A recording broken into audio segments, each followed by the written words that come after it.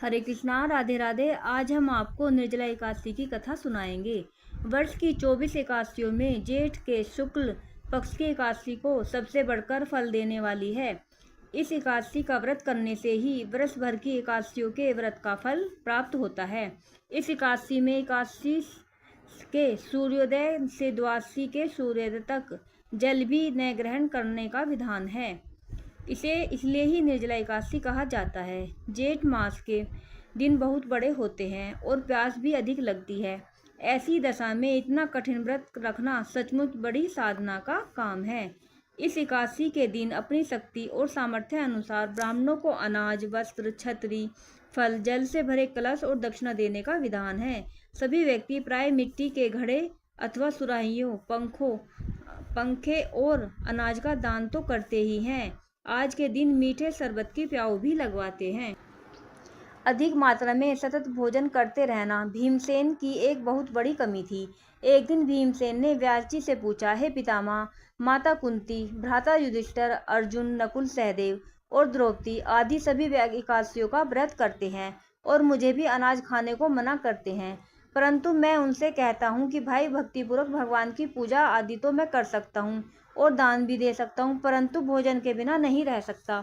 इसके उत्तर में व्यास जी ने कहा कि हे पांडुपुत्र भीमसेन, यदि तुम नरक को बुरा और स्वर्ग को अच्छा समझते हो तो प्रत्येक मास की दोनों एकादशियों को अन्न मत खाया करो।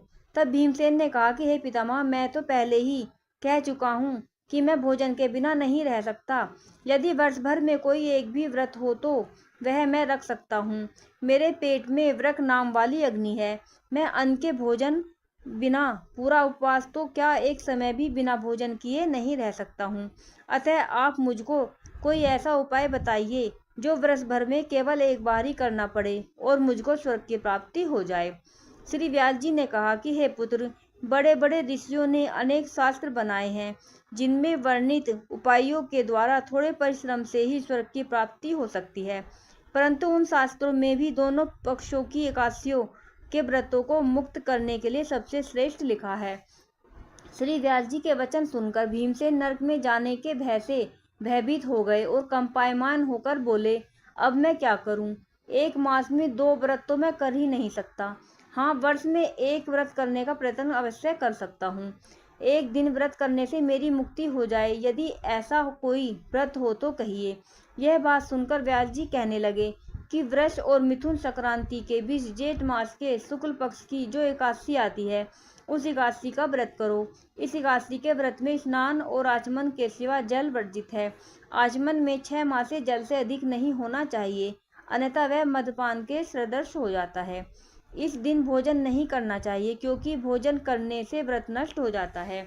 इस एकादशी के दिन सूर्योदय से लेकर द्वादशी को सूर्योदय तक जल ग्रहण न करने से समस्त एकादशियों के व्रतों का फल प्राप्त होता है। द्वादशी को सूर्योदय से पहले उठकर स्नान आदि करके ब्राह्मणों को दान आदि देना चाहिए।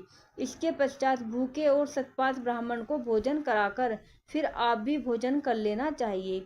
इसका फल 1 वर्ष की संपूर्ण एकादशियों के फल के बराबर है। व्यास जी कहने लगे कि हे भीमसेन, यह मुझको स्वयं भगवान ने बतलाया है। इस एकादशी का पुण्य समस्त तीर्थों और दानों में भी अधिक है। केवल एक दिन निर्जल रहने से मनुष्य के सभी पाप नष्ट हो जाते हैं। जो मनुष्य निर्जला एकादशी का व्रत करते हैं, उनको मृत्यु के समय यमदूत आकर नहीं घेरते, वरन भगवान के पार्षद उनको पुष्पक विमान में बैठाकर स्वर्ग को ले जाते हैं। अतः संसार में सबसे श्रेष्ठ व्रत निर्जला एकादशी का व्रत है। इसलिए यत्न के साथ इस व्रत को अवश्य करना चाहिए। इस दिन ओम नमो भगवते वासुदेवाय मंत्र का जाप करना चाहिए और गौ का दान भी करना चाहिए। व्यास जी की आज्ञा अनुसार भीमसेन ने इस व्रत को किया था, इसलिए इस एकादशी को भीमसेनी या पांडव एकादशी भी कहते हैं।